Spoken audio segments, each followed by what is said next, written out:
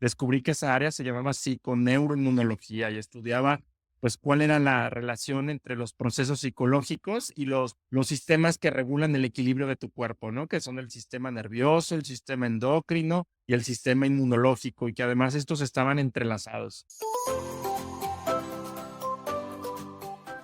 Hola, ¿cómo están? Bienvenidos a un nuevo episodio de este podcast Salud y Felicidad Plena con el doctor Oscar. Hoy día tengo un gran invitado. Es el segundo invitado ahora, puedo decir el segundo invitado desde México, desde la ciudad de Guadalajara, el estado de Jalisco, el doctor Rodrigo González Araiza. Con Rodrigo hemos estado en contacto en una de las plataformas, LinkedIn, que es como ustedes saben, donde yo estoy mucho en contacto con diferentes profesionales a nivel global de habla hispana. Y la historia de Rodrigo es espectacular. ¿Por qué lo estoy invitando al podcast? Porque Rodrigo, bueno, aparte de ser médico cirujano, es doctor graduado de la Universidad Autónoma de Guadalajara, tiene más de 20 o 25 años de experiencia como médico, también tiene un doctorado, un PhD en lo que es inmunología. Aparte tiene estudios en psiconeuroinmunología, especialista en enfermedades psicosomáticas, terapeuta sistémico y actualmente trabaja en la clínica Plexus en Guadalajara, en la unidad de neurociencias. Rodrigo tiene esta combinación de la parte clínica, que es la formación tradicional de nosotros los médicos, pero aparte tiene formación en la parte de psiconeuroinmunología. Es una palabra un poquito larga, pero que se ha puesto muy de moda en los últimos años, diría en la última década o dos, la cual de una u otra manera refleja los cambios que están pasando dentro de la medicina, cómo conectar la mente, el cuerpo, el alma y cómo entender las enfermedades psicosomáticas, que me imagino ese término lo deben haber escuchado. Así que, Rodrigo, para mí es un gran placer. Tú sabes, como te comentaba antes, que la audiencia que tenemos del podcast y del canal de YouTube de México es muy grande. Y aprovecho nuevamente para toda la audiencia y la gente que nos ve en México, un gran abrazo acá a la distancia. Voy a tener más invitados, me lo han pedido desde México. Y Rodrigo, bienvenido al podcast. Qué gusto de verte. ¿Cómo Un estás? placer, Oscar. Oye, muchas gracias con esa presentación. Es mi amigo, ¿eh? Gracias por las flores. Un No, es placer. un gusto, es un gusto. Cuéntanos un poquito, porque no es tan común encontrar a un médico que tenga formación tradicional de doctor, pero aparte que tenga estudios en psiconeuroinmunología y que va integrando estos dos campos. Cuéntanos un poco de tu historia. Bueno, a ver, yo creo que vengo de padres muy humanistas que también son médicos, pero siempre como en una búsqueda un poco filosófica y siempre buscando ayudar a las personas más allá de lo que uno puede hacer puramente como médico, tratar los síntomas físicos, ¿no? En ese sentido, yo creo que son médicos un poco a la antigua y ahora a la moderna, ¿no? Porque esto parece que se perdió mucho, digamos, en el siglo pasado. Yo siempre me hacía preguntas cuando empecé a estudiar medicina, siempre me gustó mucho la psicología, pero también, pues, por esta misma historia, a mí la medicina me hace sentido y mis preguntas iban un poco encaminadas. ¿Cómo me puedo yo explicar por qué cuando un abuelito fallece, la abuelita se va a los meses? ¿Qué pasa? ¿Por qué empieza a enfermar y luego cuando probablemente no está previamente enferma? ¿O por qué, por ejemplo, un bebé que es apapachado, si decimos acadésica, ¿no? Pero que Ujú. lo cuidas con cariño en la terapia intensiva, sale más pronto que un bebé que no es tocado, digamos, chiqueado, apapachado en la terapia, ¿no? Entonces yo decía, bueno, ¿cómo es esta influencia de las situaciones psicológicas y del ánimo, de las emociones? ¿Cómo puede influir sobre los sistemas de algún modo para enfermar o para la recuperación del cuerpo, ¿no? Pues nadie Ujú. me contestaba eso hasta que estaba yo casi terminando la carrera. A media carrera empecé a leer algunas cosas de esos temas, y me parecía súper interesante. Y yo veía positivo como después de hacer medicina y seguir con mi padre la ginecología, pues probablemente sea hacer un complemento de psicoterapia para apoyar mejor a los pacientes. Y descubro que esta ciencia tenía un nombre. Ahorita deben de ir de la psiconeuroinmunología así del inicio, pues 40 y 50 años. Y a veces estoy hablando hace pues más o menos 25 años, descubrí que esa área se llamaba psiconeuroinmunología y estudiaba pues cuál era la relación entre los procesos psicológicos y los sistemas que regulan el equilibrio de tu cuerpo, ¿no? Que son el sistema nervioso, el sistema endocrino y el sistema inmunológico, y que además estos estaban entrelazados. Y bueno, pues así empecé a buscar, hice mi formación en psicoterapia. Cuando estudié psicoterapia ya no quería ser ginecólogo, me pareció interesantísimo trabajar.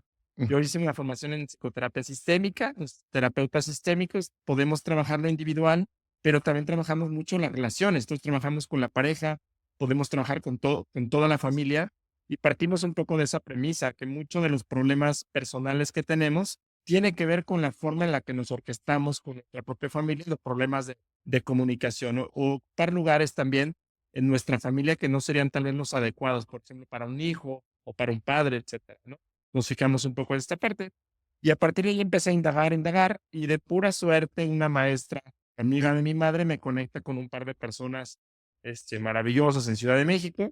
Una era la doctora Maritza García, que es una autoridad en todos los temas de mm, mindfulness, una psicóloga, psicoanalista, doctora en ciencias por la UNAM, que hacía investigación en estos temas, que ahora pues un gran cariño, es como mi madre putativa, dice ella, ¿no? ujú, ujú. Tu Y mentora. sí, exactamente así, mi mentora en todos estos temas. Y el doctor Lenín Pavón, que iniciaba la unidad de psicoinmunología en el Instituto Nacional de Psiquiatría, un laboratorio que investigaba la relación entre depresión y la actividad del sistema inmunológico, en particular la inflamación. Y bueno, pues allí hice mi tesis sobre temas de fibromialgia. Por ahí llegué como este tema, la fibromialgia muy interesante, porque en ese tiempo no había mucho que ofrecerles a los pacientes, todo el mundo les decía, pues, que estaban locos, ¿no? O que lo que sentían, pues, se lo imaginaban, pero que no tenía una correspondencia aparentemente con el cuerpo, ¿no? Pues, la tesis, pues, trataba de evidenciar que sí había marcadores de inflamación, etcétera, que estuvieran relacionados con esto. Y así regresé a la ciudad de Guadalajara, fue interesantísimo hacer un doctorado en los temas de investigación, trabajar con ratones en un laboratorio, con colegas de muchos lados. Pero yo soy un clínico, entonces yo me he dedicado mucho más al tema académico, en la formación de médicos, de psicoterapeutas, de psiquiatras y al trabajo clínico, ¿no? Con pacientes, pues con temas que vamos a hablar hoy, con enfermedades psicosomáticas o pacientes que tienen un miembro y trabajar con toda la familia que tienen enfermedad crónica, ¿no? De difícil manejo. Pues aquí Qué estamos. interesante. ¿Qué tal historia? ¿Qué tal? Qué interesante porque justamente eso es lo que comentaba inicialmente, me llamó mucho la atención de ti. Y creo que es una pregunta que nos hacemos los médicos, no creo que somos los únicos. Muchos hacen la misma pregunta cuando estamos en la formación médica, que es estricta, rigurosa, académica, científica, lógicamente. Muchas veces nos olvidamos del aspecto humano, del aspecto, y no me refiero al aspecto humano de no cuidar de quien estamos dando una ayuda. No, para nada. No me refiero al aspecto de que el ser humano es un ser que no solamente es un órganos y sistemas o células, no solamente somos bioquímicamente estructurados, organizados, tenemos una parte espiritual muy grande, emocional muy grande, que ejerce un efecto en nuestro sistema inmune, en nuestro sistema nervioso, y es por eso lo que tú comentabas, ¿no? Que me pasó con mis padres. Mi padre en paz descanse, falleció ya hace unos años y a los pocos meses mi mamá, que estaba de una salud relativamente buena, comenzó a decaer mucho y por más que hiciéramos lo que hiciéramos, estaba muy, muy malita, emocionalmente se afectó, lógicamente, ¿no? Un matrimonio de más de 50 años y falleció el año pasado, en el año 2023. Entonces, uno se pone a pensar en lo que hemos vivido nosotros, en nuestras propias experiencias familiares o que hemos visto en amigos, de que cómo es de que esa influencia tan grande de la parte emocional con la parte corporal, con nuestra salud. Y por eso que cuando hablábamos antes y me propusiste el tema de las enfermedades psicosomáticas, algo que es su especialidad, yo lo pensé ni dos veces y dije, me parece excelente el tema porque justamente eso es lo que estamos hablando el día de hoy para toda la audiencia que nos está escuchando, que nos está viendo, son esas enfermedades psicosomáticas que estoy seguro han escuchado, que la gente le dice, no, eso está en tu cabeza, no tiene nada que ver, eso te lo estás imaginando. Y uno de los problemas más comunes es el cual justamente tú hiciste la tesis de la fibromialgia, que lo que presentaste tu tesis hace ya unos años, que tiene muchas conexiones a nivel inmunológico, a nivel del sistema, no solamente de defensas, del sistema autonómico, neurológico, emocional, tiene que ver con muchos otros sistemas, que es parte de lo que hablamos siempre en la medicina funcional. No se dice no se sabe cuál es la causa. Claro, no se sabe cuál es una causa específica, pero hay muchos factores que determinan que esta enfermedad vaya más o menos controlada o que el deterioro del paciente sea muy rápido. Entonces, hablando de enfermedades psicosomáticas, para ir poniendo, digamos, una introducción a todo eso, ¿qué son las enfermedades psicosomáticas? ¿Es algo que está todo en mi cabeza? ¿De qué se trata esto, Rodrigo?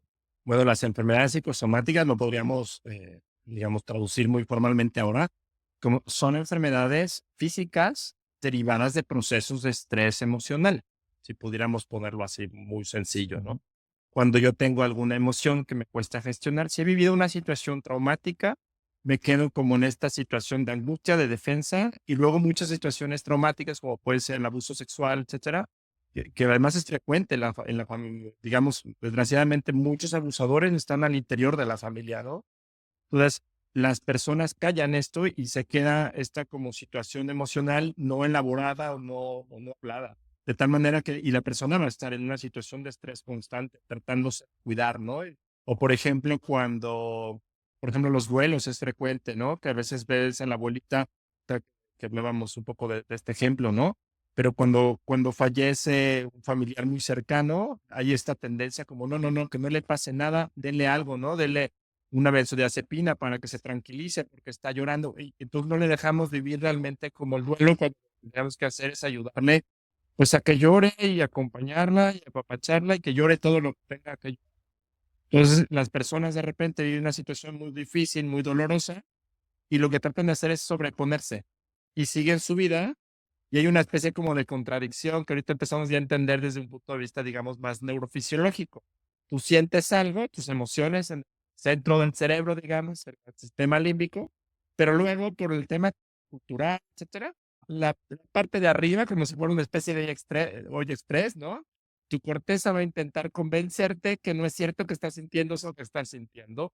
Te pasa cuando, por ejemplo, alguien te maltrata en el trabajo, ¿no? Y entonces uno empieza a decir, no, este jefe no, no, no le voy a hacer caso, ni para qué me molesto, esto no tiene ningún caso que tome importancia. Sin embargo, te has sentido maltratado y no hablas de esto, ¿no?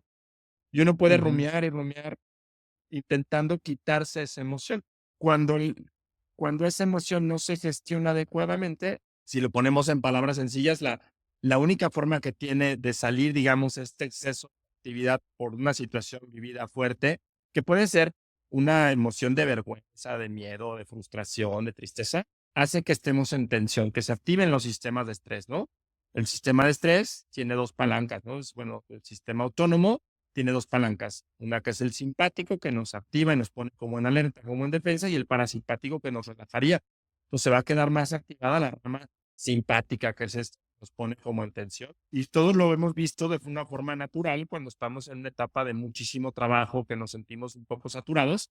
Uno empieza a tener sensaciones, no solamente es la sensación mental de estar como preocupado por esa situación, estarle dando vueltas, sino empieza a tener sensaciones físicas, mayor sudoración, tensión muscular, porque también se activa el sistema somático. Tenemos aquí, puede ser que se suba tu presión arterial si tienes esta tendencia, problemas gastrointestinales, ¿no? Empezamos a de repente un poco estreñidos y luego como suelto del estómago. Eso es porque tu sistema de estrés está activado. El problema va a ser Ujú. que si esas emociones no se gestionan, este sistema de estrés se va a quedar activado de forma crónica. Y si se queda activado de forma crónica, empezamos, digamos, ya a tener, ya no solo es algo, digamos, no solo es el puro síntoma o un tema funcional, sino eventualmente se va a va a generar ya un daño a alguno de estos tejidos, ¿no? Por este exceso de actividad del sistema de estrés. Porque otra cosa bien importante que se activa cuando estamos estresados es la inflamación.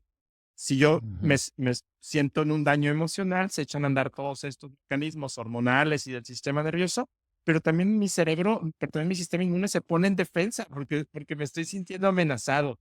Y entonces echa a andar toda una serie de sustancias que las más conocidas se llaman citocinas proinflamatorias y entramos en un estado que se llama estado de inflamación crónica de bajo grado, que bueno, tú eres el Ujú. experto en estos temas, pero hoy sabemos que es la Ujú. base de muchas patologías crónicas.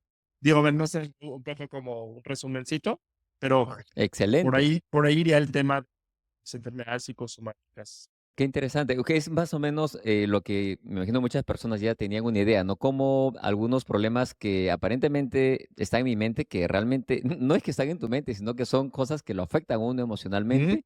El hecho de que uno no lo sepa gestionar de la manera adecuada se manifiestan en problemas físicos, en dolores, muchos dolores de cabeza, dolor de espalda, gente que siempre, esto es muy común, personas que me dicen, me duele la cabeza, y yo sé que ya estoy llegando a la oficina o mi lugar de trabajo y comienzo a tensionarme el cuello y me siento más tranquilo yo o tranquila cuando ya estoy regresando de la casa. O sea, es tan evidente de que esos problemas físicos están relacionados con esta emoción y no se sabe lo que está viviendo en el trabajo o inclusive en la misma casa o en la relación con otras personas.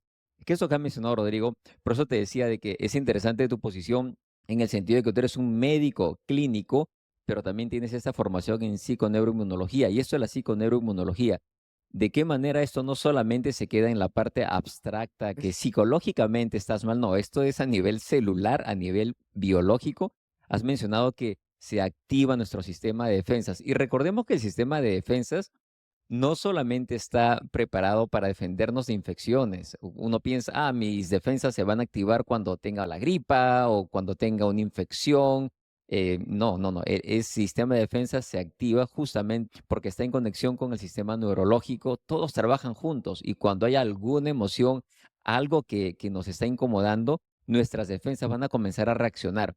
Y esta reacción que tú lo has explicado muy bien causa esta inflamación de bajo grado. Ahí es cuando uno siempre habla del concepto de inflamación interna o inflamación crónica de bajo grado. Ahora hay que ser claros también, y corrígeme si no estoy en lo adecuado, en lo cierto, pero hay que diferenciar. Hay situaciones que son estresantes, pueden ser situaciones familiares muy complicadas o en el trabajo, pero que son temporales. Estamos hablando de cosas que pasan en unos días o unas semanas, poco tiempo, que uno lo podría gestionar, pero me parece que estamos hablando en este caso de cosas que pasan de manera ya crónica, ¿no? Sí, Y ahí podemos hablar un poquito, si nos cuentas, hablando de los sistemas de estrés, de lo que es la carga alostática y todas estas cositas. sí, bueno, a ver, yo creo que hay que diferenciar entre un estrés agudo y un estrés crónico, ¿no? Esto que tú Ujú. comentas, claro, la vida requiere retos, hay momentos de trabajo que estás, por ejemplo, los contadores, ¿no? Estás en un cierre de mes, en un cierre de año, Oh, o tienes una situación de enfermedad con alguno de tus familiares, bueno, pues hay que estar atento y anoches un poco en vela y hay que ir al hospital. Por supuesto, va a generarte cierta angustia, pero los sistemas de estrés para eso funcionan precisamente, ¿no? Para ponerte como en alerta, para que en ese momento tú puedas sacar todos tus recursos mentales y también, digamos, físicos para poder contender esa situación. Y una vez que pasa y se resuelve la situación, lo natural sería que nuestros sistemas de estrés se apaguen, es decir, el cortisol vuelva a bajar, el sistema simpático se apague y vuelva a equilibrar con el parasimpático, ¿no? Y esta ujú. situación de que el sistema inmunológico se ha puesto como en guardia, baje, ¿no? O cuando tienes una infección, una gripa, algo así, bueno, se activan también estos sistemas porque es muy interesante. Se activan estos mismos tres sistemas cuando tenemos un estrés emocional, pero también cuando tenemos un estrés tipo físico, una infección, un golpe, ¿no? Alguna, por ejemplo, si tenemos permeabilidad intestinal, que tú eres un experto en estos temas, cualquier lugar se genere daño en el cuerpo y se genere inflamación, también al revés, el cerebro se entera y echa a andar los sistemas de estrés. Pero una vez que el daño pasa, pues el cuerpo regresaría al equilibrio, ¿no? El sistema Ujú. inmunológico, de hecho, cuando hay un estrés agudo, se pone en guardia y se echa a andar y mejora su actividad. Lo que nos preocupa es el estrés crónico. Si tengo una situación estresante, pero que la callo, no la resuelvo, no la enfrento y empieza a pasar el sistema inmunológico ya no está sea, va a seguir produciendo sustancias de inflamación, se llaman citocinas, son unas Ujú. proteínas con las cuales los glóbulos blancos llaman a otros glóbulos blancos para montar respuestas de defensas, como una forma de ellos organizarse, platicar entre ellos. Pero el Ujú. sistema inmunológico, cuando hay demasiado cortisol por mucho tiempo, digamos que se atonta. Entonces, no sé si tú coincides, es una paradoja. El sistema inmune no se orquesta de una forma adecuada, no nos puede defender también por este exceso de cortisol, pero está produciendo muchas sustancias inflamatorias, como tratando de un poco como forzar el tema, pero no se articula de forma adecuada. Entonces, el sistema ya no nomás se activó y regresó al equilibrio que sería homeostasis, sino le llamamos alostasis, es decir, está en una situación forzada y tiene que echar a andar todos estos mecanismos para poder mantener el equilibrio, pero digamos en tensión. Eso le llamamos carga alostática o alostasis a ese proceso de tratar de estar como aguantando de manera forzada, ¿no? Entonces, si no gestionamos las situaciones de carga emocional, pero también física, que no sé si tú coincidas, la verdad es que la mayoría tenemos un montón de cargas en conjunto. Tengo Ujú, una situación difícil de gestionar o traumática, o tengo una pérdida, por ejemplo, me acabo de divorciar, sin embargo, tengo que seguirme levantando en la mañana, porque no tengo suficiente dinero como para vivir de las rentas y tirarme a la tristeza, tengo que ir mm, a trabajar y tengo que cumplir objetivos, y entonces salgo corriendo por la mañana y me tomo un café con un cuernito, y con un croissant, ¿no? Y después, no como mis horas, etcétera. Entonces, tenemos un montón dejo de hacer ejercicio y, por supuesto, por la propia tristeza no duermo. Entonces, la ujú. mayoría de los procesos de estrés emocional afectan al cuerpo, pero también nos llevan a modificar los hábitos del cuerpo que nos podrían ayudar al descanso. Pues, casi siempre todas estas situaciones estresantes, pues, caen por todos lados, ¿no? En lo emocional, en lo físico y en lo, digamos, en lo social también. Por lo mismo, no sé si tú coincidas, pero habría que abordar desde estas 3 áreas. Definitivamente, es la parte social, es una de las partes que considero más importantes, la parte física, la parte emocional, pero muchas veces el hecho de estar solo, y hablamos de esto antes, ¿te acuerdas Sí, que conversábamos sobre la gran epidemia de la soledad que se ha declarado en Estados Unidos? Y no es el único país, que hay muchos lugares que viven aislados, se complicó más a raíz de la pandemia de la COVID-19 hace unos años, pero el hecho de las relaciones sociales estables, de buenas relaciones sociales, te ayudan a pasar justamente estos momentos de ansiedad, de distrés emocional, físico inclusive. El estudio de Harvard, famoso estudio de la felicidad de Harvard, ya que tiene 3 generaciones de personas allá en Massachusetts, que por muchos años demuestra de que, o van hasta ahora los hallazgos de que el mayor indicador de una vida feliz son las relaciones con otros. Entonces eso es importantísimo cuando mencionas las relaciones, la felicidad y cómo eso afecta nuestra salud física, nuestra salud emocional. Y yo estoy completamente de acuerdo contigo. Yo considero que cuando hablamos de la carga alostática, estás mencionando justamente que el cuerpo está forzándose un poco más, está como con un estrés, porque el estrés no viene de diferentes situaciones. Tenemos situaciones familiares, laborales, personales, y uno como que va forzando, lo cual es bueno, porque hasta cierto punto es bueno, es como un atleta que se está preparando para una competencia muy complicada y que tiene en algunos entrenamientos darle un poco más de lo que es su capacidad máxima. Pero eso tiene un límite, porque no podemos estar así todo el tiempo. Nuestro cuerpo nos pide descanso, nuestro cuerpo nos pide un equilibrio. Entonces, eso yo creo que es importante. Y abre paso a mi segunda pregunta o tema de conversación que hablaríamos de cómo comenzar a gestionar estas situaciones emocionales, psicológicas, familiares, personales. Hablábamos un poco antes en lo que es, por ejemplo, situaciones de enfermedad, personas que tienen un problema, cualquiera que sea un problema médico, y que muchas veces están peleando con esta enfermedad o con esta situación emocional. Y hablamos un poco de la reconciliación con mi enfermedad, de ese concepto de reconciliarse con nuestra enfermedad o con uno mismo. Y eso creo que es un aspecto que es importante, básico, como lo has mencionado tú. Muchas veces uno está no solamente peleando con lo que nos sucede, uno está soportando la carga o aguantando, lo cual no nos hace bien, ¿no? Entonces, hablemos un poquito, Rodrigo, ¿qué te parece de este concepto de reconciliándome con mi enfermedad? Maravilloso. Mira, a ver, yo estoy súper de acuerdo que hay que ir haciendo como un trabajo de conciliarnos, pero a veces lo primerito que hay que hacer es podernos enojar a gusto con nuestra enfermedad.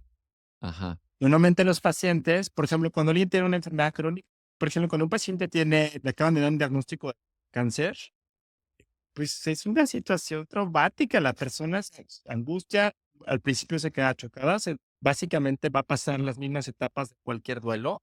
Y lo primero es como que no lo cree, no lo puede gestionar, está muy angustiado, tiene mucho miedo. Y normalmente, ¿qué le dice la familia? no te preocupes, todo va a estar bien, tranquilo, tranquila, estás bien. México acá, échale ganas. Échale Échale ganas, ganas, correcto, échale ¿no? ganas. Tienes que confiar en Dios. Las Así es, cosas pasan por algo. Híjole. las corre Entonces es fuerte porque a veces un paciente correcto. cuando es diagnosticado de enfermedad crónica, la familia, claro, lo hace con su mejor intención y de fondo hay un gran cariño, ¿no? De tratar de ayudar a que el otro no se angustie, no pierda la esperanza. Pero en ese momento, lo que tal vez la persona necesita es más bien hablar libremente. Entonces, lo que va a pasar es, híjole, mejor me callo, porque si les cuento que tengo muchísimo miedo a morirme, que estoy muy asustado, que me angustio, híjole, pues mi esposa va a pensar que se va a angustiar todavía más, mis hijos también Así se es. van a asustar, entonces mejor me lo voy a guardar lo voy a aguantar y entrarle al tratamiento, ¿no? A la familia le pasa igual. Híjole, mi papá está enfermo, le acaban de diagnosticar cáncer. Híjole, y qué miedo, y si le pasa, y si se muere, lo hemos visto muchas veces también, no le digas esto a papá o a mamá, porque está malo del Ujú. corazón, y si se lo dices, no queremos que tenga una crisis, cosas como esta, ¿no? Así Entonces, es, es a claro. ese proceso que en la familia, cuando hay una enfermedad, cuando se acaba de dar un diagnóstico grave, pasa, le llamamos conspiración del silencio. Por amor, el enfermo no quiere hablar sobre lo que siente para no preocupar a la familia. Por amor, la familia no quiere hablar de lo que angustia y le preocupa, que siente para no preocupar al familiar. Y eso nos puede poner a veces muy solos y pueden pasar a veces mucho tiempo. Luego el familiar dice, es que yo no entiendo, me quieren sacar a cada rato, llevarme al cine, pero nadie me pregunta cómo estoy, ¿no? Y es porque hay como este miedo a que el paciente se caiga. Entonces, cuando un paciente viene acá apoyar en la parte psicológica, acompañamiento psicológico al paciente médico, pues lo primero que habría que preguntar es, oye, pues, ¿cómo estás? Me imagino que con el diagnóstico que te contaron, a ver, cuéntame tu diagnóstico. Me imagino que con este diagnóstico, pues es natural que puedas sentirte asustado, ¿no? Con miedo, que te genere incertidumbre. No, pues sí, doctor, oye, pues también estaría asustado, ¿no? Ay, pues sí, ¿verdad? Entonces empezamos a hablar de todo eso. Por supuesto, lloran, hablan de su miedo, etcétera. Y conforme empezamos a hablar eso y nos damos permiso, y luego trabajamos a veces con la familia de que la pueda hablar eso que le preocupa, y todos nos damos cuenta que, bueno, pues que es natural, que estamos frente a una enfermedad complicada, que es como si fuera un miembro nuevo de la familia que se integra y al que hay que atender, pero que necesitamos también lo que sentimos. Y después que bajan esas emociones, que a veces son varias sesiones, ahora sí, creo que no nos queda otra que empezarle a encontrar sentido. Y tiene hasta, te diría, una lógica fisiológica. Hay esa sobreactivación del sistema límbico. Si no dejamos que esto se exprese abiertamente, aunque no sea lógico, porque lo que se siente y no es lógico. Sin embargo, tratamos de meterle lógica, ¿no? Corteza intenta convencer al sistema límbico que no es cierto, que debiera sentir eso, lo siente. Entonces, si nos Ujú, damos ujú. chance de hablar todo esto, baja la angustia y baja la tensión. Siempre que estén en ansiedad, una sugerencia podría ser, si me siento ansioso, ¿cuál sería? A ver, voy a revisar si hay una emoción que me está costando identificar y sentir. Tengo miedo, tengo enojo, tengo frustración, tengo tristeza, porque normalmente son emociones que socialmente nos enseñaron a sobreponernos y a tratar de como transitarlas sin sentirlas, como si estuviera mal Ujú, sentirlas, ujú, porque además nos hace sentir vulnerables. Y entonces ujú. allí, una vez que podemos gestionar esto, se empieza a abrir la puerta, pero solita. O sea, bueno, a ver, Así pues es. ya está esto, ya está aquí, ya lo he llorado, ya me siento más tranquilo. ¿Qué puedo hacer? O sea, ¿a dónde puedo ir? ¿Qué realmente tiene sentido? Si estoy enfrentando esto, pues le voy a entrar a mi quimio, a mi radio, pero yo quiero sentirme tranquilo con mi familia. ¿Qué cosas no he hecho que tengo pendientes? ¿Qué cosas no he dicho que probablemente estén allí que no las he expresado? Y cuando la enfermedad va caminando, bueno, pues también va a ser complejo, ¿no? Porque el paciente, si esto avanza y es una enfermedad crónica que está volviendo ya terminal, pues las personas necesitan irse tranquilos, ¿no? Tanto los familiares como los pacientes. Pero sí Ujú, creo que si uno ujú. permite primero gestionar estas emociones y hablarlas de una forma mucho más libre y decir, pues es natural, ¿no? Sentir miedo y tristeza, luego es fácil empezar a encontrar sentido. Y también cuando hablamos esto, lo que suele pasar es que las personas se sienten mucho más unidas y más conectadas con sus propios familiares y empiezan a estar más sensibles a cosas que probablemente en otro momento no estaban. Y a veces las personas solitas me dicen, no, es como, fíjate qué fuerte, le dice, ahora con el cáncer jamás me imaginé, pero yo siempre trabajaba todo el día, nunca estaba en casa y todo. Y pues mira, con todo esto que ha pasado, ahora paso más tiempo en casa, hablo más con mis hijos. La verdad es que pues a Juanito ni lo conocía, ya está grande, ¿no? Y hemos tenido unas conversaciones muy padres. Estoy muy orgulloso del hijo que tengo, y entonces empiezan a pasar también ahí.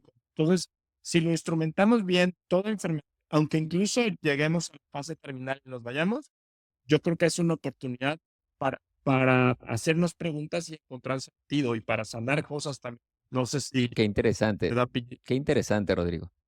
No, muchas gracias. Estoy completamente de acuerdo contigo. Y como decimos, poniéndole contexto a todo eso, ¿no? Es el hecho de uno reprimir lo que uno siente o no conversarlo, lo que se manifiesta en problemas físicos, ¿no? De las enfermedades psicosomáticas. Y una de las cosas que culturalmente, yo pienso, culturalmente, no solamente en el mundo hispano, latinoamericano, y pienso a nivel global en general, tenemos la tendencia a tratar de resolverle todo a las personas que están sufriendo. sí, Y yo también lo he hecho inicialmente en mi carrera, lo hacía muy seguido, lo hacía, no te preocupes, todo va a estar bien.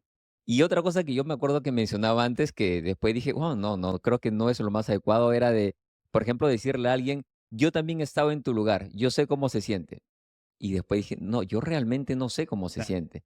Y de ahí cambié mi comunicación con las personas y decía, la verdad que no me imagino lo que es estar en tu lugar, pero me imagino que debe ser muy, muy complicado. ¿De qué quisieras hablar? Entonces yo pienso que es eso lo que tú has mencionado, que es importantísimo cuando hablamos del hecho de bajar esta carga emocional de estas enfermedades, así tengamos una enfermedad real, lamentablemente, como un cáncer o puede ser una diabetes, obesidad, lo que tengamos, ¿no? Pero hablemos del caso del cáncer porque es una situación que es muy crítica, definitivamente, causa mucha tensión y mucho miedo. Y el hecho de validarle a esta persona lo que siente es importantísimo. Estoy de acuerdo contigo cuando dices, las preguntas solamente es el hecho de abrir la conversación. ¿Cómo estás? ¿Cómo te sientes? Ujú. Nada más, cómo te sientes y acompañar. Y a veces es mejor no decir nada. A veces es mejor solamente estar al lado y saber de que, mira, acá estoy, si me necesitas, si quieres hablar ahora, hablemos un poco, cómo te sientes. Y otra cosa importante, otro concepto importante es, ¿qué sabes tú de lo que te está pasando? Porque ese es el otro aspecto de que las personas me han dicho o he visto, he revisado en Google y sale todo esto. Cada uno vive su proceso de enfermedad de manera completamente diferente y cada enfermedad es completamente diferente en una persona que en otra. Entonces es importante entender no a la enfermedad, sino a quien tiene el problema, ¿no? Al enfermo o a la enferma, a quien lo está pasando, padeciendo en ese momento. Y el hecho de conversar, ¿qué es lo que sabes tú de esto que te está pasando y de qué quisieras conversar? O la otra pregunta que muchas veces me ayuda, y definitivamente guardando las grandes distancias, tú eres el experto en este caso, definitivamente el hecho de decir, de ser sincero con la persona que estamos hablando, el paciente, la paciente, decirle, mira, no conozco mucho de este tema, la verdad que no sé, déjame revisar un poco, déjame preguntar a alguien, pero estoy acá acompañándote en este proceso y solamente quiero que sepas que no vas a estar solo, sola. Acá estaremos en este proceso juntos, ¿no? El hecho de no solamente de validar, pero de ser honesto y de decir, no tengo todas las respuestas, pero déjame preguntar. Y yo creo que eso también ayuda, al menos me ha ayudado personalmente, no por muchos años. Gracias por seguir el contenido. Espero que encuentres esta información útil y de valor. No te olvides de suscribirte al canal de YouTube y activar la campana de notificaciones para que no te pierdas las publicaciones que hacemos semanalmente. Si nos estás escuchando en cualquier plataforma de podcast, comparte con alguien a quien tú crees que esto le puede hacer de ayuda. Ahora sí, regresamos al episodio. Yo estoy totalmente de acuerdo, con esto que tú dices. Hay muchas cosas que yo puedo no tener claras, ¿no? Y yo creo que tú coincides que a veces las personas nos buscan porque siento como confianza. Ahorita hablábamos del abordaje, pero pasaría también en la parte, digamos, psicológica. Muchas personas Ujú. me buscan porque los trastornos por estrés, pues lo frecuente es ansiedad, depresión, fatiga, insomnio, esto de como que siento cosas, pero aparentemente no me han hallado nada en el laboratorio, ¿no? Etcétera. Y entonces hay que empezar a indagar, como cuáles son esas emociones o estas cosas que pudieran estar atrás que no he hablado de esto. Pero a veces es cierto que uno no tiene como toda la claridad. Y creo que ahí es, mira, probablemente no lo tengo claro, pero déjame preguntar, o a ver, con lo que te escuché, pues, fulanito, el doctor Oscar es más experto, ¿por qué no le preguntamos qué te parece? Lo vayas a ver, le voy a llamar para contarle, yo estaré aquí al pendiente, me quedo como, y a veces se vuelve uno más como una especie de poco coach de los propios pacientes, de Un acompañarlos coach, a así buscar es. soluciones y te quedas como a respetarles que ellos encuentren salida. Por ejemplo, yo no tengo tantas herramientas, por ejemplo, como tú en la medicina funcional. A veces veo pacientes que, por supuesto, tienen ansiedad, depresión, fatiga, insomnio, pues por estos mismos procesos también traen temas físicos, ¿no? Traen un hígado graso, traen colesterol, triglicéridos altos, temas, pues, temas metabólicos que también hay que tratar, ¿no? Entonces, ahí Ujú. pues siempre es importante hacer equipo con otros colegas. Sí, sí, es importantísimo eso. Y entender, como mencionabas antes, Rodrigo, del hecho de que todo está ligado, ¿no? Es la parte física, la parte bioquímica, es la parte emocional. Yo he visto muchas personas, tengo este problema de estrés, dolor de cabeza o migrañas, o generalmente es relacionado a un estrés crónico. Eh, Y luego uno le hace todos los análisis de laboratorio y todo está relativamente estable. Entonces, el hecho de que uno le dice, mira, todo está bien, y, y uno ya se reprime, ya no hace ese comentario de, yo creo que todo está en tu mente. Trataremos de no decir eso porque es importante escuchar a las personas que vienen en busca de ayuda. Pero una pregunta que me ha ayudado mucho es el hecho cuando uno dice, ¿de qué tienes miedo? ¿O qué cosa crees tú que es lo que está pasando? Muchas veces el paciente o la paciente tiene todas las respuestas. Entonces, yo creo que en la gran mayoría de los casos es así. Y me he dado cuenta a través de los años de que hay siempre un factor que es en el ambiente social, es en el ambiente de casa. Por ejemplo, bueno, ¿con quién vives? ¿Cómo está la relación en casa? ¿Cómo está la relación fuera, con los amigos, en el trabajo? Y otra cosa que es aún más importante, ¿cómo está la relación contigo? ¿Cómo te sientes tú? ¿Te sientes satisfecho con tu vida, con lo que estás haciendo ahora? Y ahí es donde uno se encuentra una caja de Pandora y uno abre un cofre en donde salen tantas respuestas y uno empieza a trabajar en ese sentido y el cortisol, los parámetros más de laboratorio comienzan a mejorar porque solamente el hecho le abriste esa ventanita a que esta persona sea escuchada. Entonces, como hablamos, ¿no? Yo creo que hay unas situaciones muy complejas que pasan en lo que son las enfermedades psicosomáticas, en lo que es no solamente está en tu cabeza, en lo que es entender esta conexión de la psicología, de la inmunología, de la neurología, que es fascinante, ¿no? Sí, fíjate, hay, por ejemplo, un ejercicio que me parece muy útil, que no suelo utilizar las primeras sesiones y digo, los comparto porque creo que eso lo podemos hacer cada cierto tiempo. Hacemos, llaman la rueda de la vida, muchos psicólogos.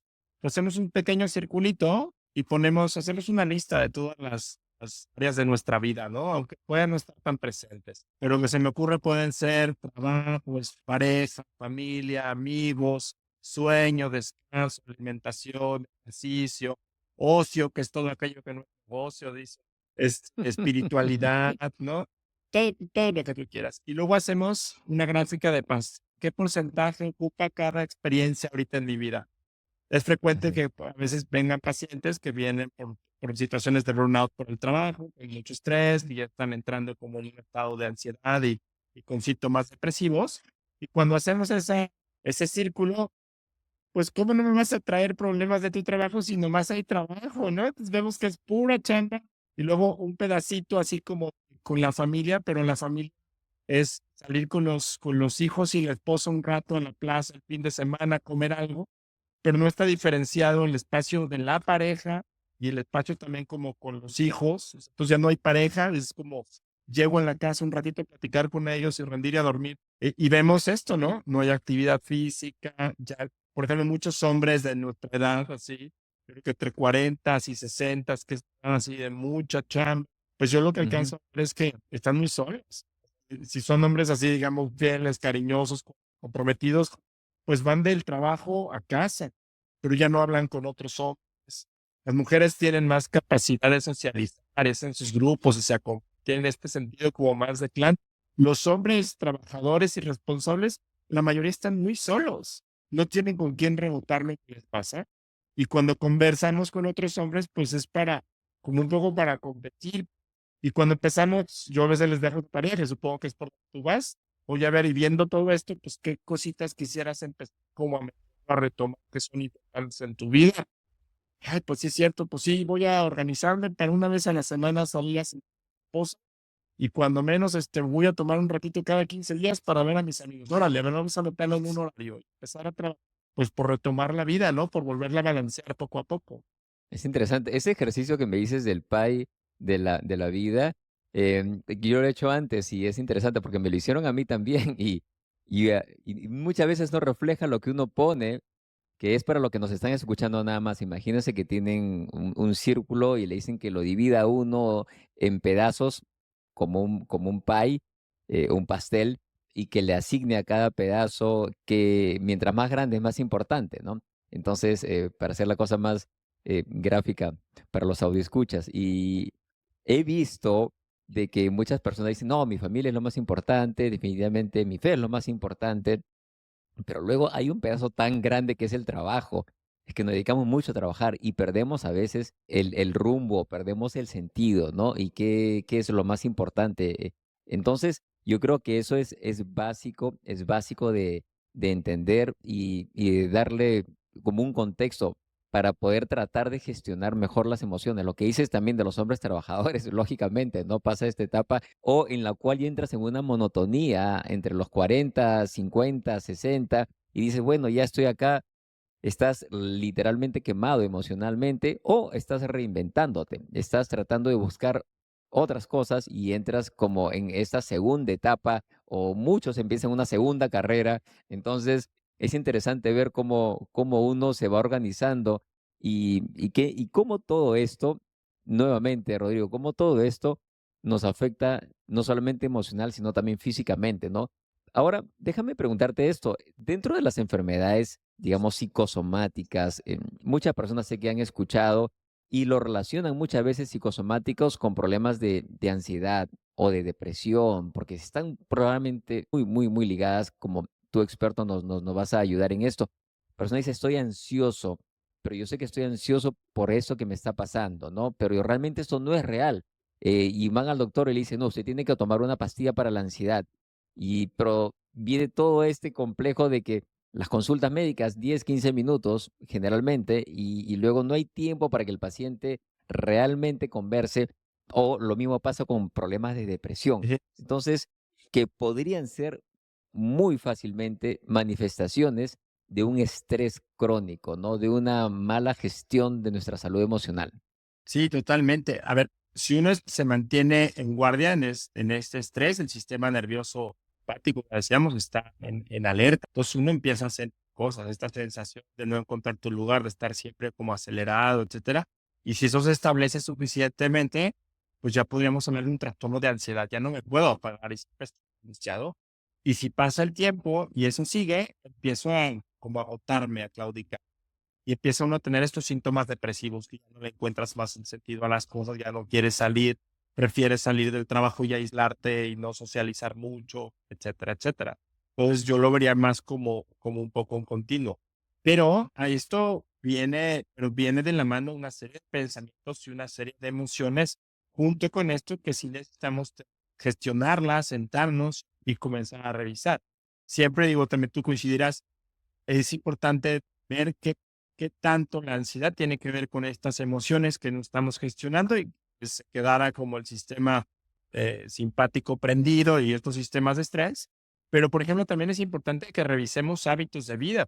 O sea, si nosotros dormimos muy poco, no le damos chance al cerebro que haga un proceso de limpieza de los tóxicos, proceso, digamos, antiinflamatorio.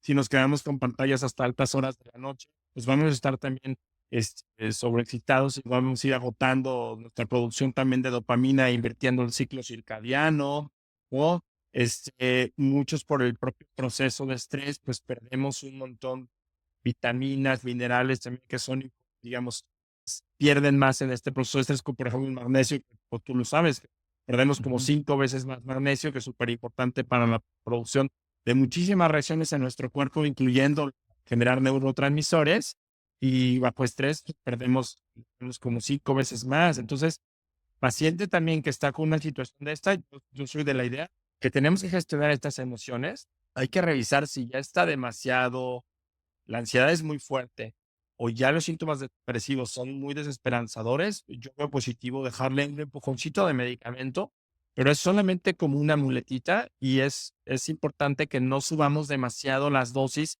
para que no se aplane, porque si no los pacientes ya no tienen comezón de trabajar sus temas en terapia, con la intención es que le ayude a Así es. contenerse, a no estar tan angustiado para que pueda trabajar mejor sus temas en la terapia, o que no vea tan negro para que pueda como más fácil encontrar salida. Y ayuda también a hacer suplementación, ¿no? Todo el tema de la micronutrición, acompañarles de algunos suplementos, ¿no? Magnesio, omega 3, dejar, por ejemplo, triptófano, tirosina, etcétera, para ayudarles a que puedan volver a restablecer la producción ahí también de neurotransmisores.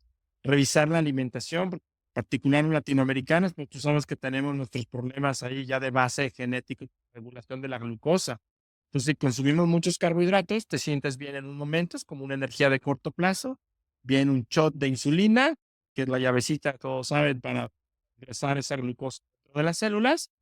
Y después de que comiste puros azúcares, como a la hora y media tienes una hipoglucemia.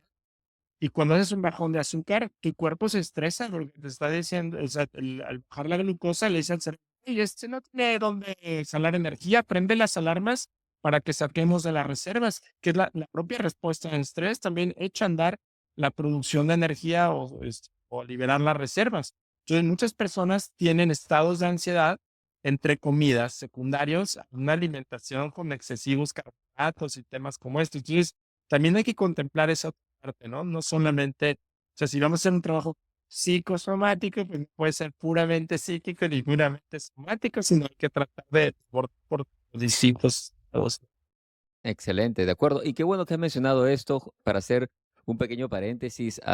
Cuando alguien está, por ejemplo, con un problema de ansiedad muy serio o de depresión, que es una depresión moderada o severa, y a veces las personas confunden el sentido de cuando uno habla de medicina funcional, medicina integrativa. No estamos hablando de que estamos en contra de la medicina convencional que aprendimos en la escuela de medicina, para nada, absolutamente. Al contrario, trabajamos siempre en conjunto, viendo lo mejor para el paciente. Pero hay situaciones en las cuales uno tiene que regular un poco el desequilibrio que está sucediendo mientras va trabajando en las diferentes áreas de los cambios de estilo de vida, el manejo mejor del estrés, en una alimentación adecuada, en un descanso adecuado. Eso no va a suceder en 1 o 2 semanas, es un tema que toma tiempo. Entonces, mientras uno va conversando con las personas, que es adecuado que uno pueda utilizar medicamentos en dosis muy bajas, por supuesto que es adecuado, siempre bajo la supervisión de un profesional, de un médico, un especialista, alguien que conozca su caso en detalle. A veces las personas me dicen, yo quiero que me des solamente suplementos porque no quiero tomar estas pastillas. Bueno, a veces los suplementos no hacen el trabajo que uno quisiera que haga porque estaban para suplementar.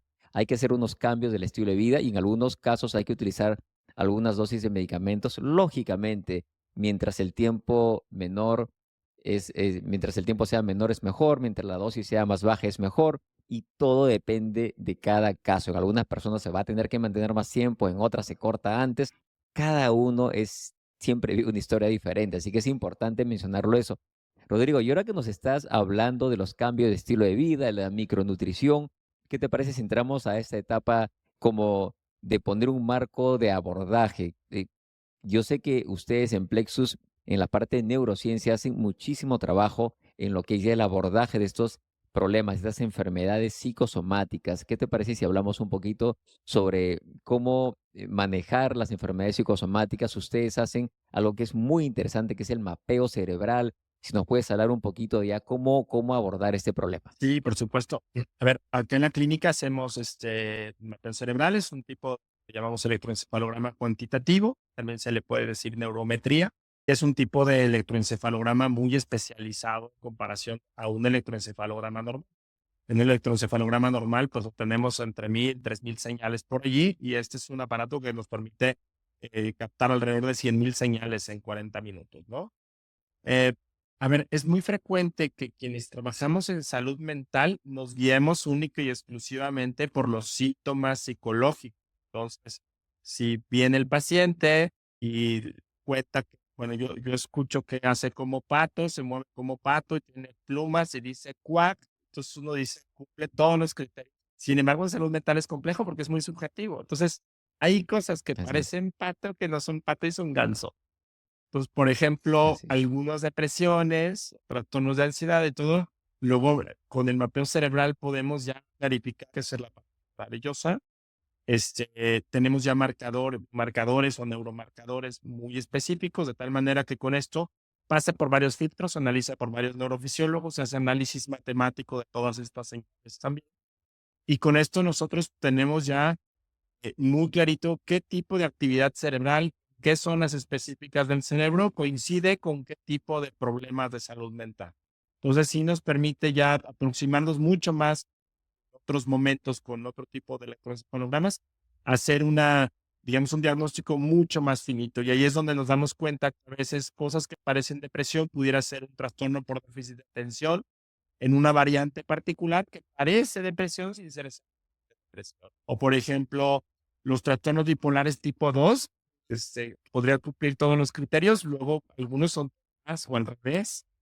Entonces, por ejemplo, una persona que tiene trastorno por déficit de atención, pues en general le va a costar el tema de enfocarse, darle seguimiento a digamos, como a sus proyectos, la visión a largo plazo, este, la organización, etcétera, pierden cosas fácilmente, se ponen a estudiar y se dispersan todo el tiempo, o de repente están en una conversación y se salen y dejan de escuchar al otro, cosas como estas, ¿no? Eso es parte del TDA en general.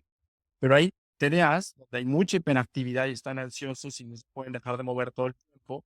Hay TDAs que pueden tener muchos problemas como de autoestima y las cosas más oscuritas. Hay TDAs donde la persona puede ser como más retadora y tiene como una situación problemática con temas de autoridad.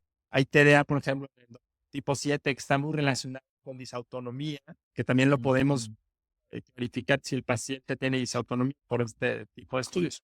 Entonces es interesante porque nos ha permitido pues afinar el diagnóstico en situaciones complejas y también poder ofrecer más apoyo. Por ejemplo, podemos clarificar si una persona ya empezó con cierto deterioro cognitivo, que está joven todavía y que se le están empezando a olvidar cosas y todo. Ha habido muchos problemas después del COVID también de este tema. Entonces yo a veces lo que veía es que como médico y como terapeuta nos encontrábamos un poco limitados porque te va a llegar por probablemente una persona 60 años que está muy joven todavía y que empezó ya se le empezaron a olvidar cosas y entonces pues vive nomás con la esposa y la esposa está todo el tiempo reteniéndole que recordar y empieza a entrar en un estado de estrés y lo que podíamos aspirar pues era ve con tu neurólogo que te dé un poco de medicamento, ver si tal vez si estás empezando con una cierta demencia y acompañar a la familia pues a que se adaptara y a que no claudique la cuidadora primaria el tema, ¿no?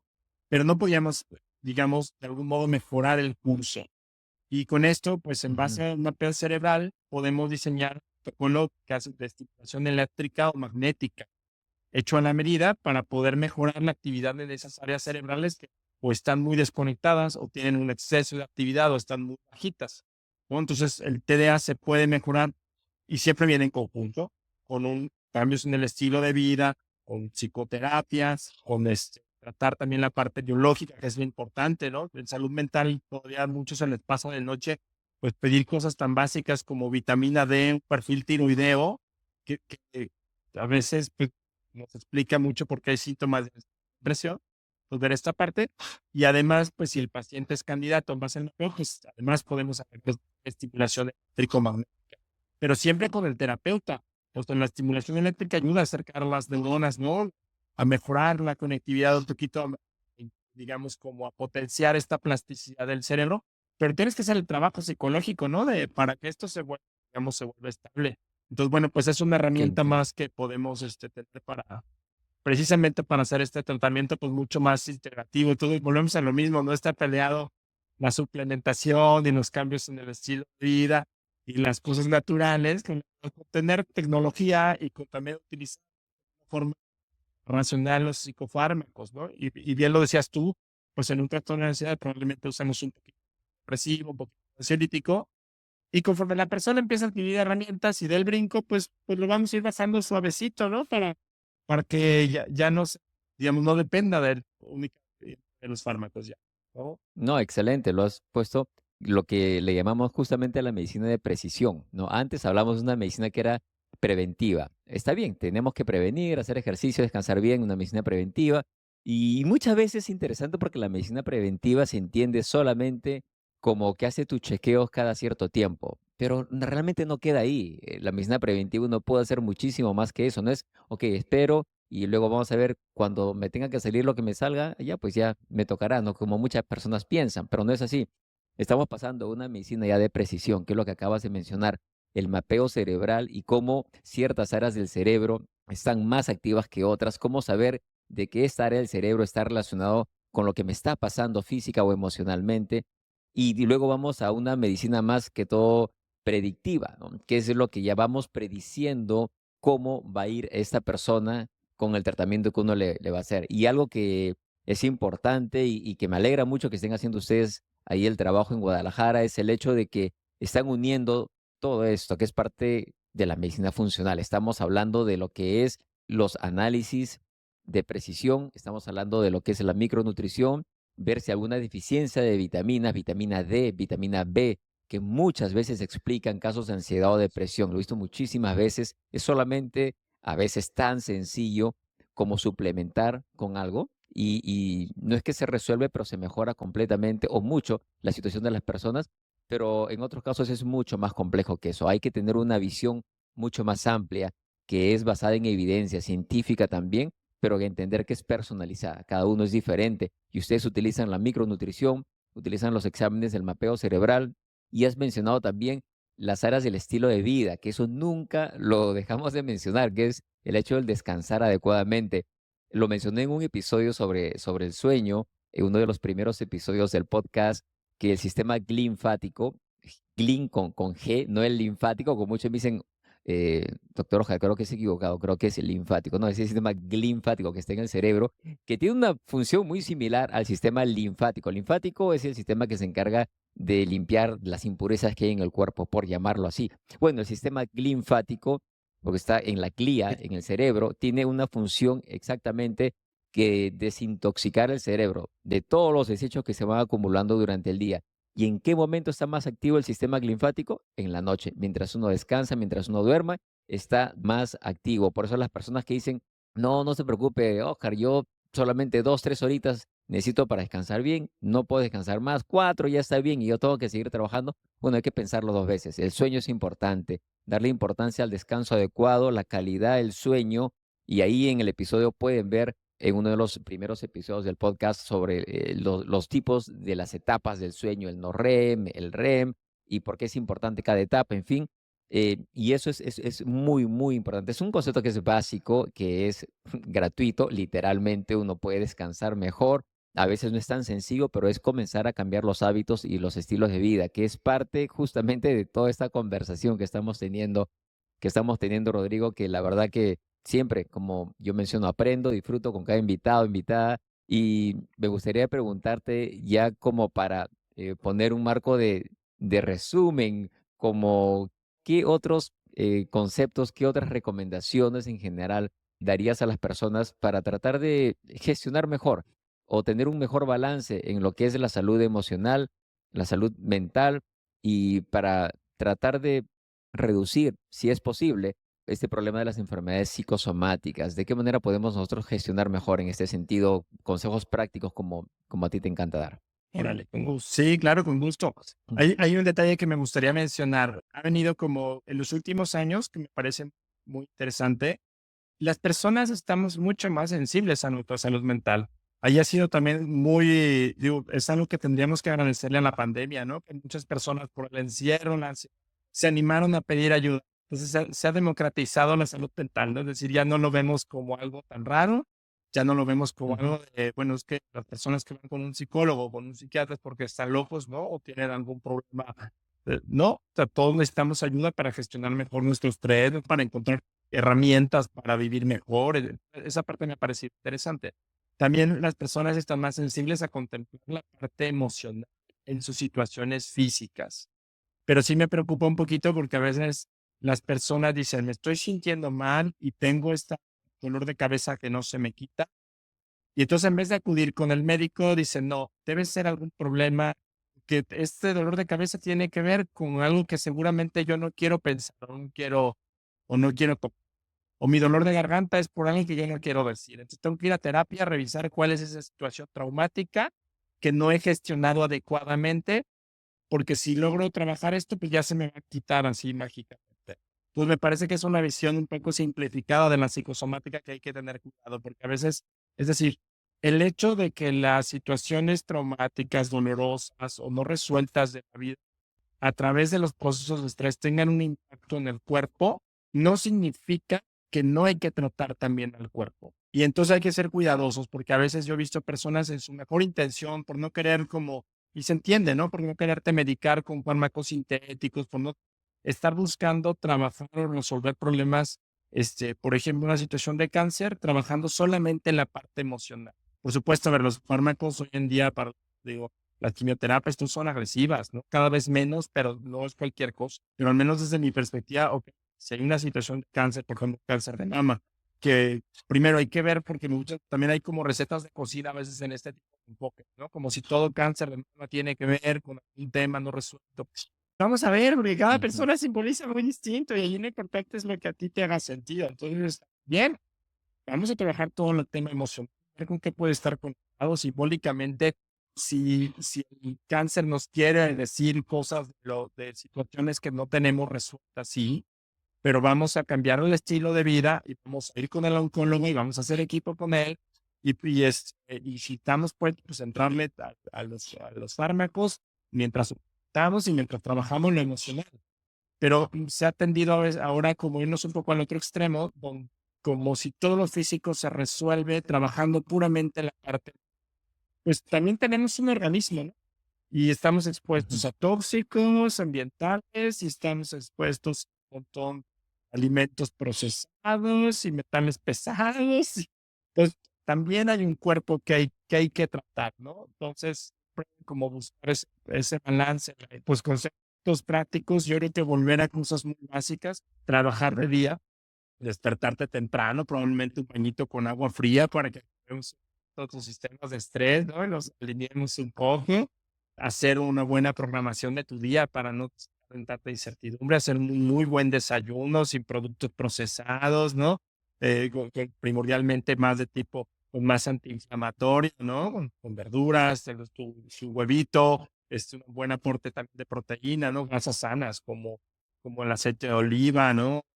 Nueces, almendras, aguacate, etcétera. Una buena comida también, probablemente cenas más ligeras, permitimos darle chance a nuestro cuerpo que descanse ya de las 7, 8 de la noche, que baje guardia. En ese sentido, el cuerpo tiene horario de oficina, ¿no? Por ejemplo, sirven suplementos de triptófano. Hay quien usa 5-HTP, ahí tú serás un poquito el experto. Me gusta a Ujú. veces el triptófano, aunque tiene sus particularidades, pero probablemente dejar algo de suplementación y los pacientes del triptófano es de donde vamos a hacer serotonina y melatonina y ayuda a que uno baje más fácil guardia, deje de estar dando tantas vueltas, probablemente un bañito con agua caliente, ¿no? Así como para que hagas vasodilatación, reduzca un poco es un mensaje para el cerebro, para el cuerpo, decirle, ya vamos bajando el cortisol, es hora de descanso, bajar tus luces, no haya esta luz blanca, ¿no? Que sobreestimula, hacer alguna lectura, alguna estrategia de relajación, siempre cuidar esto que hablamos, a nuestras horas, dormir suficiente y realmente sea un descanso de calidad, dar espacios para una pequeña vacación, así cada cierto tiempo, pues despejarte, nutrir tu red social. Hay un colega de mucho aprecio, el doctor Raúl Medina, dirige el Instituto de Zapopan acá en Guadalajara, de terapeutas de familia, y él habla pues como de la familia de elección. A veces queremos como gestionar que la relación con la familia de origen o los cercanos, fuera de nuestra familia nuclear, sea muy buena y a veces no va a Ujú. poder ser tan buena y no es porque no te quieras, es porque va cambiando la vida. Pero no, pero hay, Así es. pero hay grandes amigos que también son hermanos. Hay tías que pueden ser, que a veces son más madres que o padres que los padres, ¿no? Entonces uno puede ir haciendo su propia familia para elección, cual se nutre, se acompaña, se, es- eh, se escucha. También, por ejemplo, las personas que trabajamos con personas, yo creo que tenemos que ser muy cuidadosos, encontrar también personas que nos nutran. Los médicos, los psicólogos, enfermeras, abogados, ¿no? Todos distintos temas, pues normalmente estamos en función del cuidado de otros. Y si revisamos nuestra historia, a veces esto empezó muy pequeños, ¿no? Mediando problemas en casa o cuidando a los hermanos menores, cosas como estas. Entonces, también es importante que al terminar nuestro trabajo encontremos espacios donde también otros nos escuchen, nos acompañen, tengamos una relación así muy, como muy equitativa, amistad, ¿no? A ver, en esto trabajando nuestros espacios para precisamente poder hacer un trabajo cariñoso con nuestros consultantes, ¿no? Completamente de acuerdo. Sí, no, Rodrigo, exactamente. Pienso, tú como el experto en la parte de salud sistémica, psicosomática, estoy completamente de acuerdo. Por lo que he visto con otros, por lo que he pasado yo también, que lo hemos pasado en nuestras familias. Entonces es algo que uno lo ve muy frecuente y siempre es bueno, como dices, como para resumir este concepto, creo que es básico, no pensar que todo está en tu mente o que todo solamente está en el cuerpo, siempre es un balance, no perder, no irnos al otro extremo, que todo es psicosomático y que si tengo un malestar, de repente solamente mi imaginación y yo sé que, no, tratar de buscar siempre ayuda profesional primero y tener prioridad o darle prioridad a aspectos básicos en la vida. Lo has mencionado, el alimentarse bien, el descansar bien, el manejar bien el estrés, el escoger a tu familia, que es tu familia de elección, ¿no? Tus grandes amigos que nunca tienen que faltar. Y no llamarlos solamente cuando necesitas algo. Así, claro. Eso trato de hacer generalmente, aunque a veces la verdad, honestamente, uno se olvida, pero es que es tan bonito cuando llamas o le mandas un mensaje, le envías un mensaje, un WhatsApp a un amigo o amiga que no has hablado hace mucho, mucho tiempo. Hey, solamente quería saludarte, pero estés bien, nada más. Y es algo muy padre, como dicen en México, o muy chévere, como decimos en el Perú, pero qué bonito que nos recuerdes esto.